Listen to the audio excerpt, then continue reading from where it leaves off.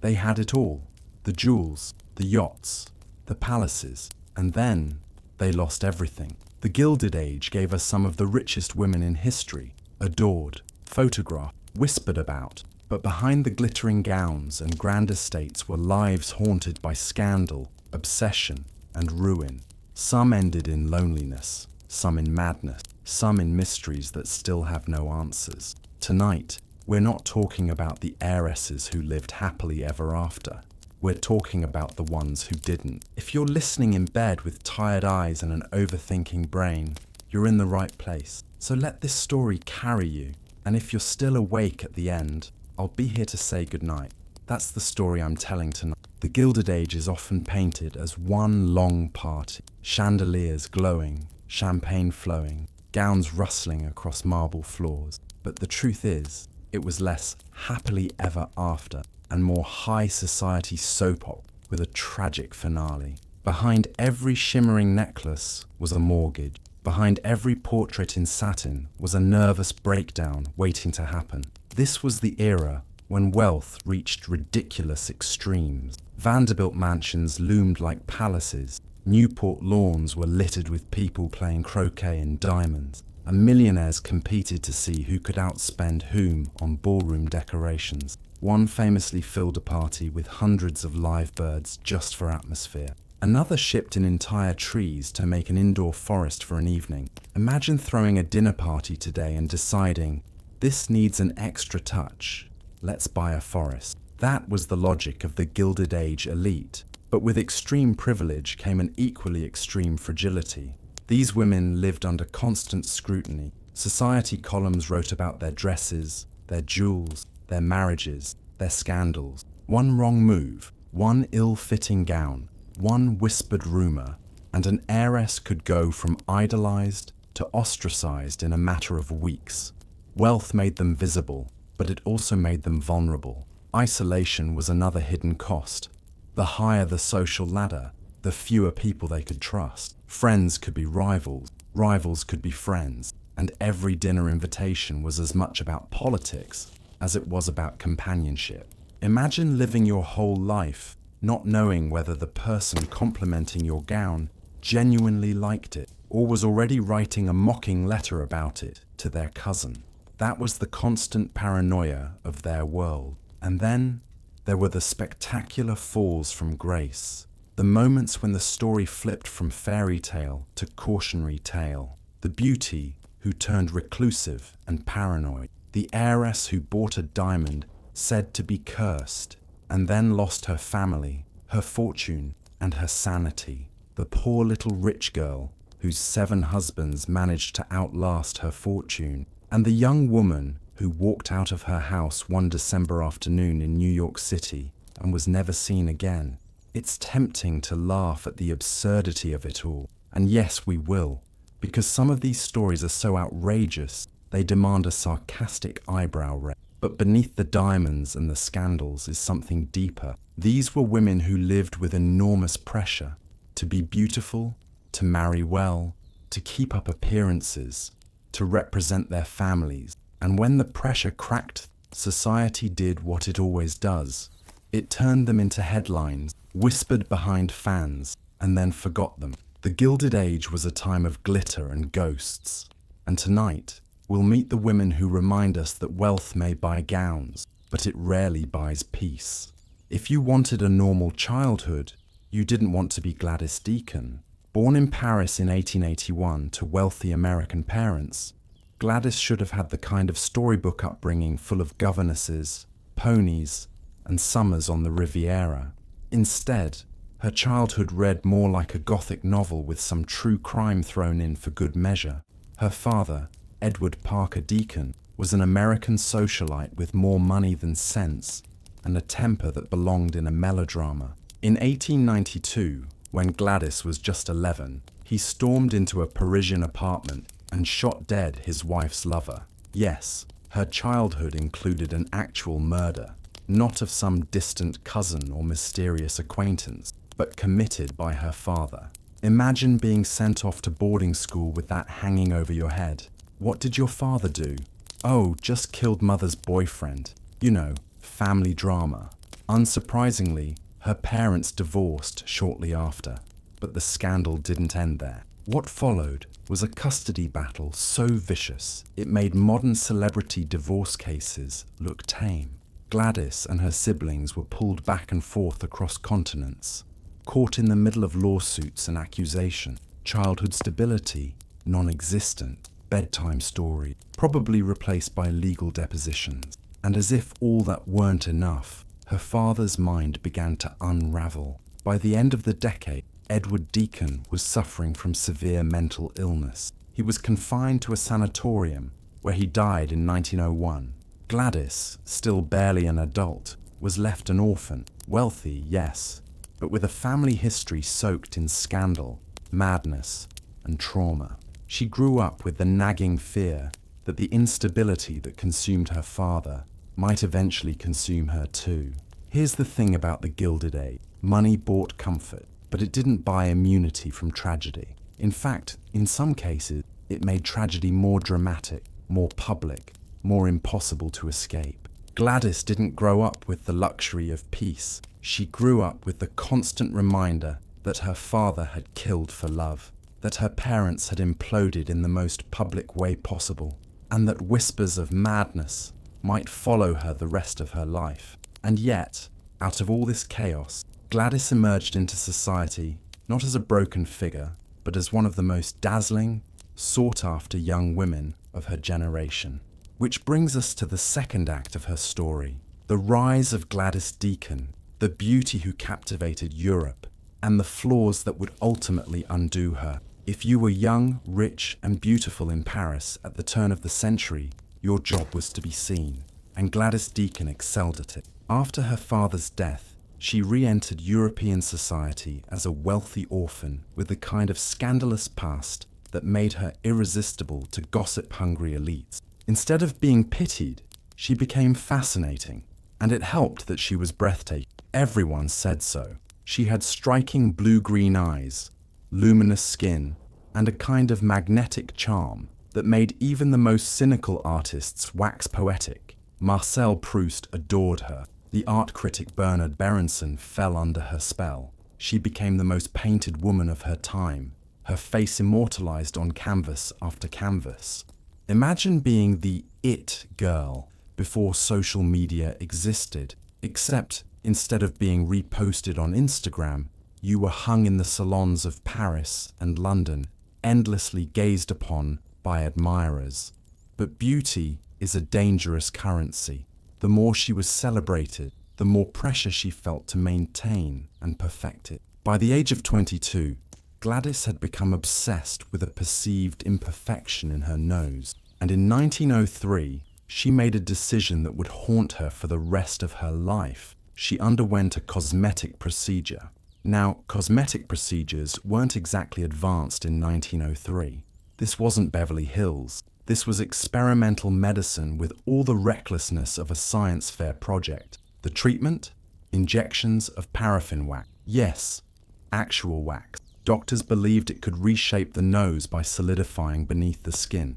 Spoiler, it did not end well. At first, Gladys thought she had achieved the perfection she desired, but paraffin has a habit of moving slowly, disastrously. It migrated under her skin, causing disfigurement that grew worse over time. The beauty who had been painted by Europe's finest artists began to watch her own face betray her. It was like a cruel metaphor. The very thing she tried to perfect became the source of her decline. If this feels eerily modern, it should. We may not be injecting wax anymore, but the obsession with beauty, the endless surgeries, the filters, the pressure to appear flawless, hasn't gone anywhere. Gladys Deacon was simply living the early prototype of influencer culture. She was the original warning that chasing perfection can leave you worse off than when you began. Still, even with this secret burden, Gladys pressed forward. She turned her attention from Paris salons to English estates, where she would set her sights on a target she had dreamed of since she was 14 years old, a duke. Not just any duke, but the Duke of Marlborough. And this pursuit, would lead her into one of the most infamous love triangles of the Gilded Age. But that is the next chapter of her story, when beauty, obsession, and ambition collide inside the vast halls of Blenheim Palace. Gladys Deacon had always known what she wanted, and what she wanted from the tender age of 14 was a duke, not just any duke, the Duke of Marlborough, Lord of Blenheim Palace. And if you're wondering how a teenage girl could become fixated on one of the most powerful aristocrats in England, remember, this was the Gilded Age. Ambition was practically an extracurricular activity. Her obsession wasn't just with the man, it was with what he represented. Blenheim Palace was one of the great estates of Europe, a sprawling Baroque monument that had once housed Winston Churchill's ancestors. For Gladys, it was the ultimate stage, and she was determined to star in it. Her path in was through Consuelo Vanderbilt, the American heiress famously sold into marriage with the Duke of Marlborough by her ambitious mother. Gladys befriended Consuelo, spent time at Blenheim, and waited. She waited while Consuelo endured her loveless marriage, while the Duke grew cold and resentful, and while society buzzed with gossip. By 1912, Gladys had moved from guest to mistress. By 1921, after Consuelo and the Duke divorced, she had achieved her goal. She married Charles Spencer Churchill, the 9th Duke of Marlborough. She had become the Duchess she had dreamed of being. But here's the cruel twist. Once she had it, she discovered it wasn't worth having. The Duke, already sour from his failed marriage, found Gladys's intensity unbearable. Their marriage was a disaster from the start. She was erratic, prone to paranoia, and increasingly obsessed with her dogs, Blenheim Spaniels, named for the palace itself. Soon the halls of the palace were filled with barking, scratching, and chewing. Priceless furniture was destroyed, tapestries ruined, carpets stained. Blenheim had survived wars, neglect, and centuries of history, but it nearly collapsed under the weight of Gladys's spaniel obsession. Winston Churchill himself commented on her decline, describing her behavior with the mixture of pity and amusement only a distant relative could manage. Guests whispered about her paranoia. She made threats, raged against imagined plots, and retreated deeper into eccentricity. The dream of being a duchess had curdled into a nightmare of isolation. And the Duke? He eventually had enough.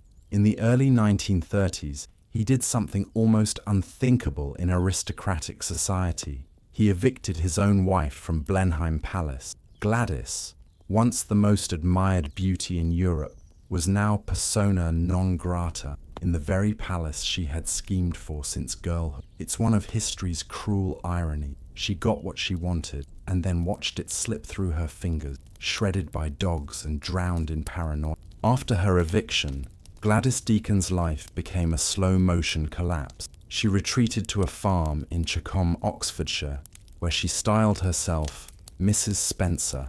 Imagine falling from the grandeur of Blenheim Palace to being mistaken for a farmer's wife. It was humiliating, but it was also her reality. Her behavior grew more erratic. She confronted local children, shouted at neighbors, and lived in increasingly squalid conditions. Yet intellectually, she never lost her sharpness. She continued to read voraciously, discuss philosophy, and quote literature.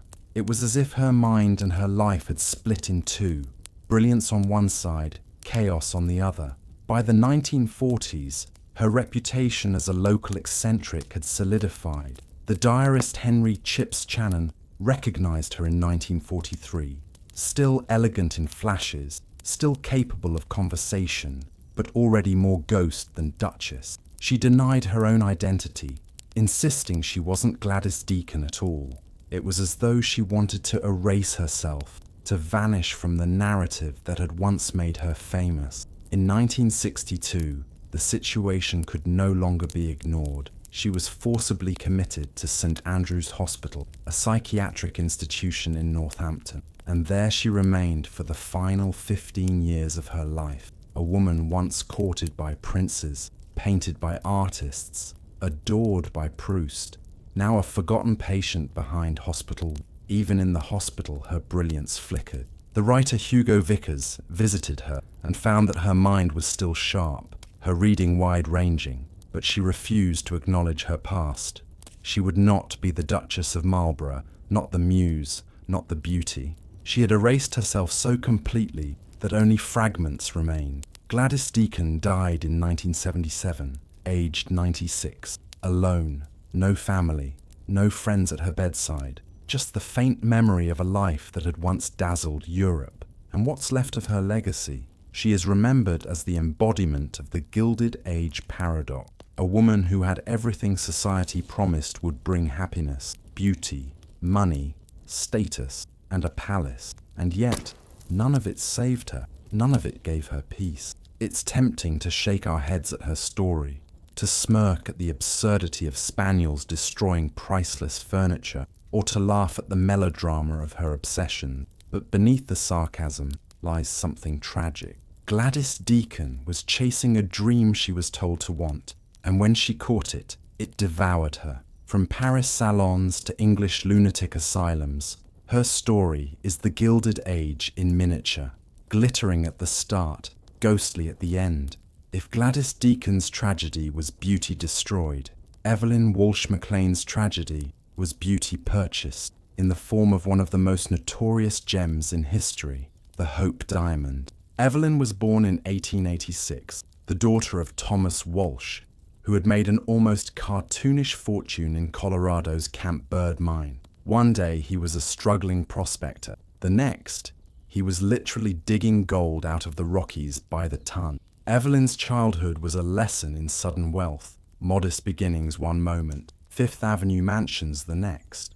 By the time she was grown, she had slipped easily into the Washington, D.C. elite, her life cushioned by silk dresses and European tutors. She married Edward Ned McLean, heir to the Washington Post fortune, in 1908. Together, they became the golden couple of Washington society. Wealth, newspapers, connections to power, it was all theirs.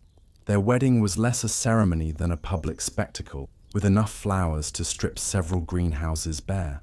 But it wasn't until a Paris trip in 1910 that Evelyn secured the crown jewel of her reputation, a deep blue diamond weighing 52 carats, with a price tag of $180,000, a fortune at the time. Pierre Cartier himself pitched it to her, weaving tales of its storied past. Once owned by French kings, linked to misfortune, whispered to be cursed. Most buyers might have been spooked. Evelyn, she was intrigued. After months of negotiation, she bought it in 1911. Cartier reset the diamond into a headpiece that could be worn on different occasions, and Evelyn wore it constantly, at parties, at dinners, at home.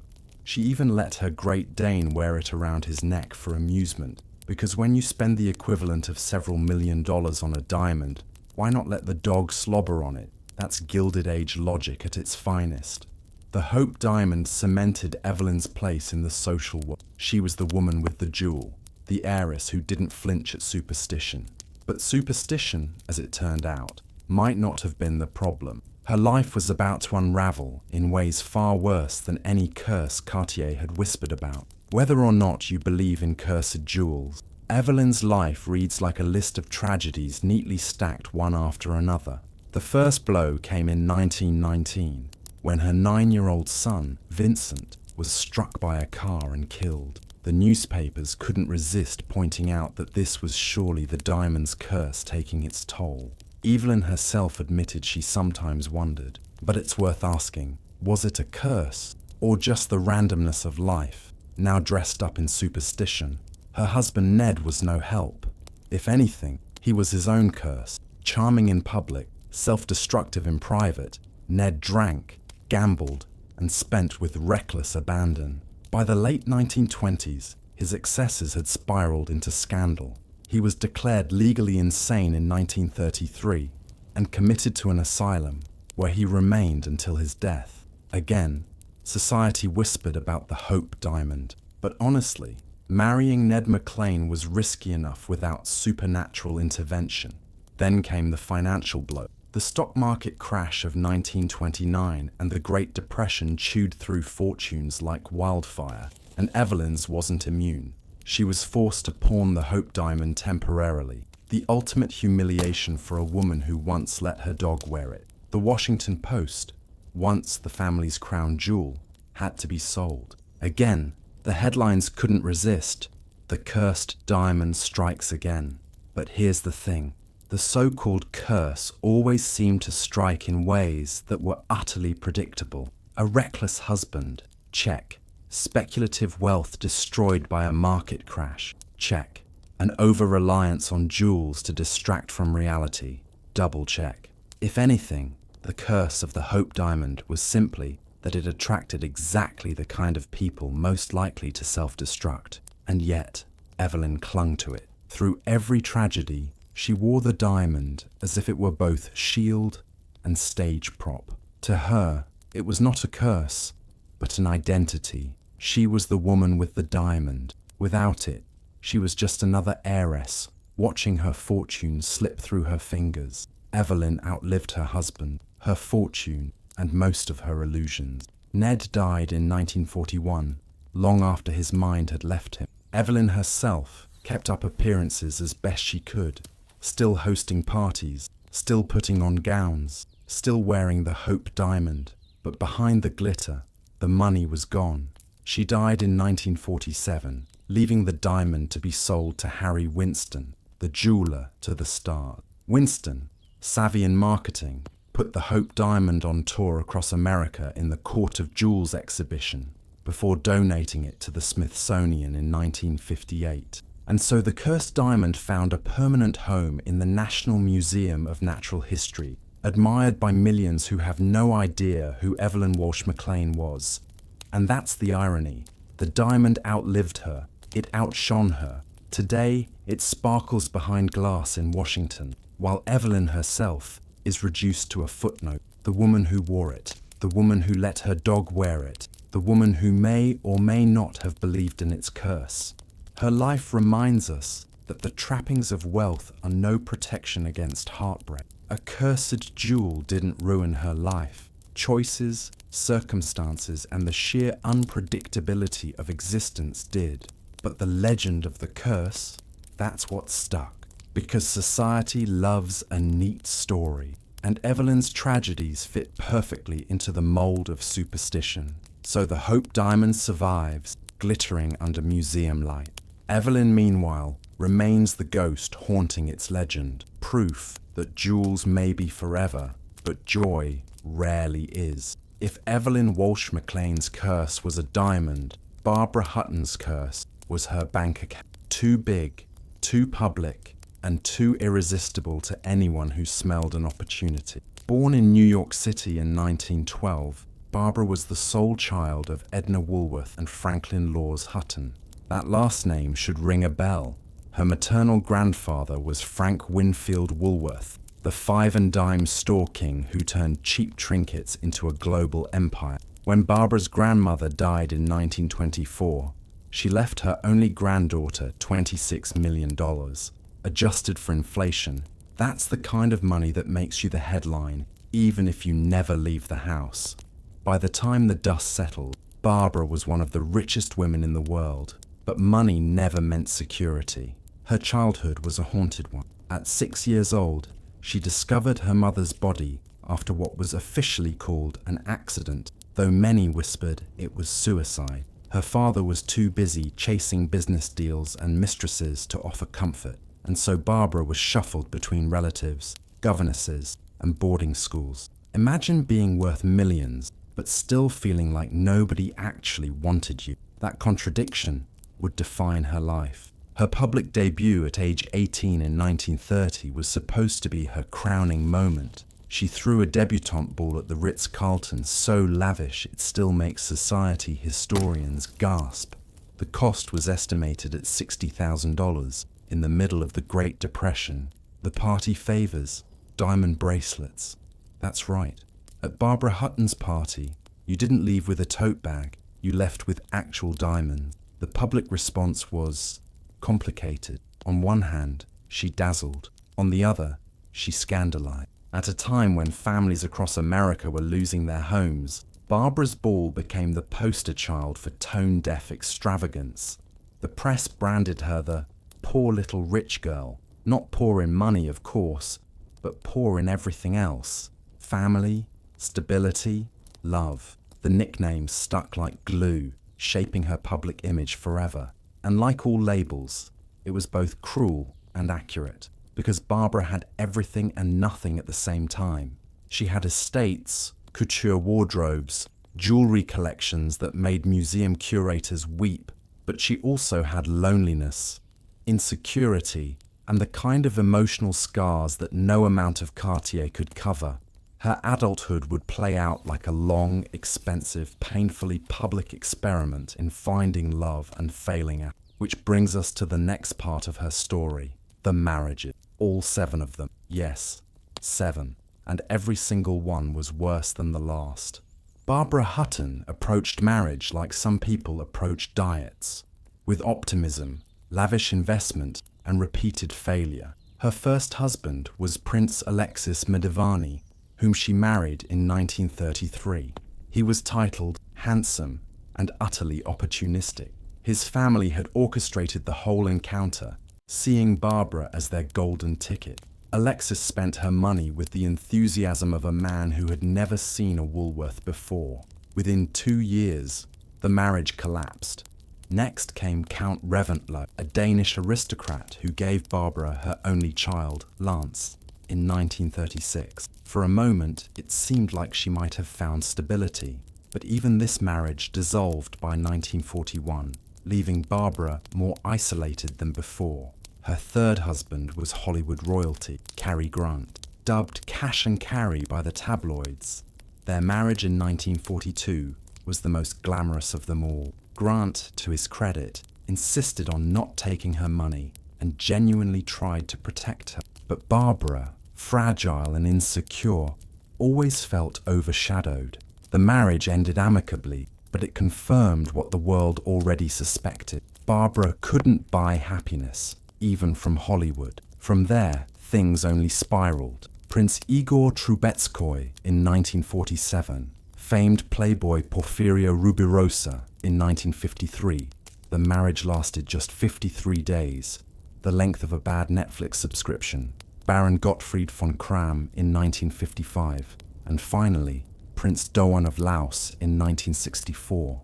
Each union drained her further, financially, emotionally, or both. By the time the last divorce was finalized, Barbara's fortune was a shadow of what it once had been. Her financial collapse was astonishing. From $42 million at her peak, she whittled it down through lavish spending, predatory husbands, and costly divorce settlements until, by the end, she had less money than many of her maids. Reports claimed she had about $3,500 to her name when she died. Imagine starting as one of the richest women on earth and ending with barely enough to buy one of the party favors from your own debutante ball. But it wasn't just the money. Her health collapsed too. Addicted to barbiturates from her 20s onward, Barbara struggled with paranoia, mood swing, and chronic pain. A hip injury left her frail. Anorexia left her skeletal. Her son Lance, her one anchor, died tragically in a plane crash in 1972. After that, Barbara withdrew almost completely, retreating to a Beverly Hills hotel suite where she lived out her final years. She died in 1979 at the age of 66, nearly blind, nearly penniless, and almost entirely alone. The poor little rich girl had become the tragic woman whose fortune evaporated, whose body deteriorated, and whose life was remembered not for her joy, but for her losses. And perhaps the cruelest part, society never forgave her extravagance. She remained a target of ridicule even in her decline, proof that wealth could inspire both envy and contempt. Barbara Hutton's story reminds us that money magnifies everything, your pleasures, your mistakes, your heartbreaks, but it rarely heals the wounds at the core. From Woolworth millions to hotel room exile, Barbara lived the American dream in reverse, and all along, the press kept calling her by the same name, poor little rich girl, perfect, Let's bring in the most haunting case of all, Dorothy Arnold, the heiress who vanished into thin air. If Barbara Hutton's tragedy was losing everything in plain sight, Dorothy Arnold's tragedy was disappearing entirely, not metaphorically, literally. One winter afternoon in 1910, she walked out of her family's Fifth Avenue mansion in New York City and was never seen again. Dorothy was born in 1885, the second of 4 children in a family that seemed untouchable. Her father, Francis R. Arnold, had made his fortune importing perfume, and the Arnold family mixed comfortably with the city's highest social circle. They traced their lineage back to the Mayflower and had connections in the Supreme Court. In other words, the Arnolds were the kind of family you expected to read about in the society page, not the crime blotter. Dorothy herself was educated, refined, and, scandal of scandals, secretly ambitious. She didn't want to spend her life as an ornament at parties. She wanted to write. She submitted short stories to McClure's magazine and other journals, only to face rejection. For a young woman in her position, those rejections weren't just personal blows. They were humiliations that undercut the perfect life her family demanded she perform. She was also in love, or at least in a clandestine, society-disapproved romance. George Griscom Jr., a man her parents found unacceptable, was living in Boston.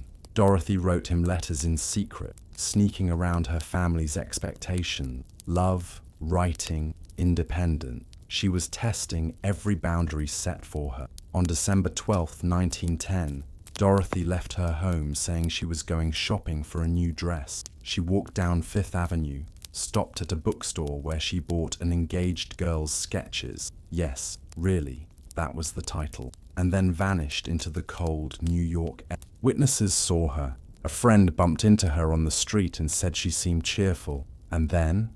Nothing. She never came home. At first, her family tried to keep it quiet. You didn't air dirty laundry if you were the Arnolds. Francis Arnold refused to involve the police, convinced Dorothy would turn up. Weeks went by. 6 weeks of silence. Eventually, the family's pride cracked, and on January 25, 1911, the disappearance became public. Suddenly, the Arnold mansion turned into a media circus. Newspapers splashed Dorothy's photo everywhere. Rewards were offered. $1,000 at first, then $100,000. Detectives, Pinkertons, amateur sleuths, everyone had a theory. Reported sightings poured in from across the country, each more implausible than the last. Ransom notes appeared, most of them obvious frauds. At one point, a man named Joseph P.K. Leonard confessed to her murder, only to be exposed as a liar seeking attention. Meanwhile, Dorothy's room remained untouched. Her jewelry was still there. Her evening gowns hung in her wardrobe. Her diary sat on the desk, next to an unfinished manuscript. It was as if she had stepped out for the afternoon and simply dissolved into thin air. The scandal was irresistible to the public. A wealthy heiress vanishing on Fifth Avenue in broad daylight. It was unthinkable, and yet it happened. Dorothy Arnold became the society girl who never came home. Dorothy's disappearance has never been solved, but that didn't stop people from trying, and the theories reveal more about society's anxieties than they do about Dorothy herself. One theory was ransom.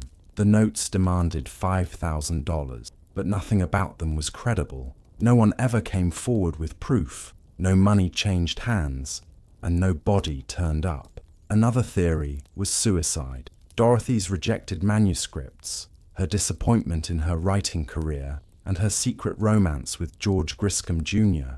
all fed into this narrative. Letters she had written hinted at despair. Some believed she had walked into Central Park and ended her life, but no body was ever found. No clear evidence surfaced, and for many, the theory felt too neat, too convenient. Then there was the elopement theory, that she had run away with George. She had traveled secretly to Boston to see him before, so perhaps she had tried again. But no passenger lists showed her leaving the country. No hotel records proved her presence, and George himself denied knowing where she was. His reputation didn't exactly help. He was a man known for wasting time and money. Hardly the romantic hero one would gamble an entire future on. The truth is, none of the theories fit perfectly, and that's what makes Dorothy Arnold's story so haunting. With all the money, power, and connections her family had, they still couldn't find her. The Arnolds, for all their privilege, discovered the one thing wealth couldn't buy: certainty. Her father went to his grave in 1922, believing she had killed herself. Her mother died in 1928, still hoping she might return. Dorothy's fate remained an open wound, a mystery no one could solve, a reminder that even in the heart of Fifth Avenue, security was an illusion. And maybe that's why her story lingers. Because Dorothy Arnold represents something we still wrestle with today: the fragility of appearances. A woman with every advantage, money, name, education, stepped into the world one winter afternoon, and in an instant, all of it was worthless. She was gone. Modern parallels aren't hard to find. Today, celebrity disappearances and mysteries still grip us. We follow missing persons cases online with the same morbid fascination people once read about Dorothy Arnold in the paper. The difference is that Dorothy's story has no resolution, no body, no confession, no closure, just silence. Her disappearance is less about what happened to her and more about what it symbolized: the limits of wealth, the suffocating expectations of society, and the precariousness of life, even when you're dressed in fur coats and silk. Dorothy Arnold's name is not etched into monuments or palaces. It exists only as a question: what happened? And maybe that's the most tragic fate of all. To be remembered not for who you were, but for the mystery of your absence. So what do we do with these stories? These heiresses who had it all and somehow ended with nothing.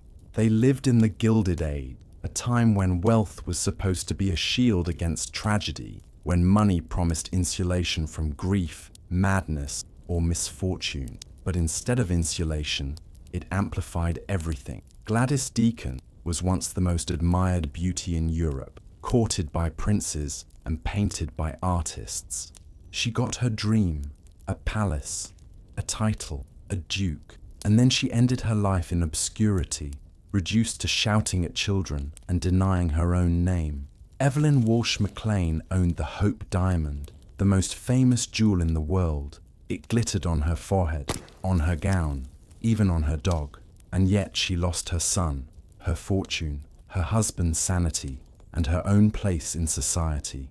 The diamond lives on in the Smithsonian, admired by millions. Evelyn, mostly forgotten.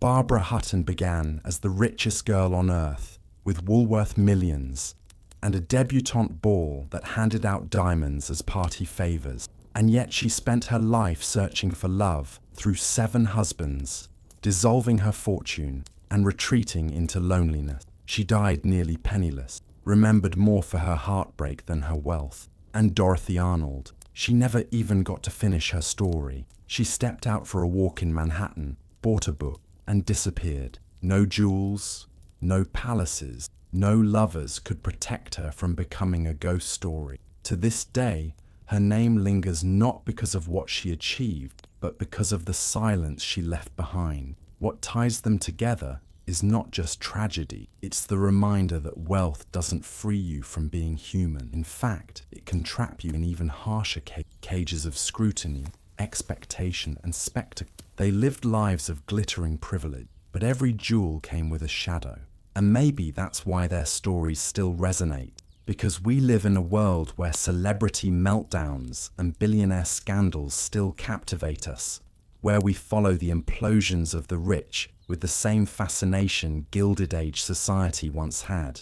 These heiresses were the original influence, beautiful, envied, endlessly judged, and always on display. They remind us that admiration is fragile, gossip is relentless, and appearances are never effortless. We like to imagine that money solves everything, but what if it doesn't? What if it just magnifies the loneliness, the insecurity, the heartbreak? Gladys, Evelyn, Barbara, Dorothy, each of them found out the hard way. So tonight, as you lie in bed, remember, even the richest women of the Gilded Age couldn't escape their own shadows. They had the diamonds, the dukes, the palaces, the parties. But they also had madness, curses, heartbreak, and mystery. In the end, their riches didn't save them. And maybe, just maybe, that's the lesson. That a rich life isn't about the money you inherit, the gowns you wear, or the jewels you collect. It's about meaning, love, stability, peace. The things these women, for all their fortune, struggled to find. So, may you rest tonight knowing your suitcase is lighter than Gladys's, your jewelry box is less cursed than Evelyn's, your love life hopefully less chaotic than Barbara's, and your walk home more certain than Dorothy's. If you enjoyed this story, don't forget to follow the channel for more, and tell me in the comments, which of these tragic heiresses shocked you most? Gladys, Evelyn, Barbara, or Dorothy? Good night. Script written by Clara Finch, because some stories still deserve a soul.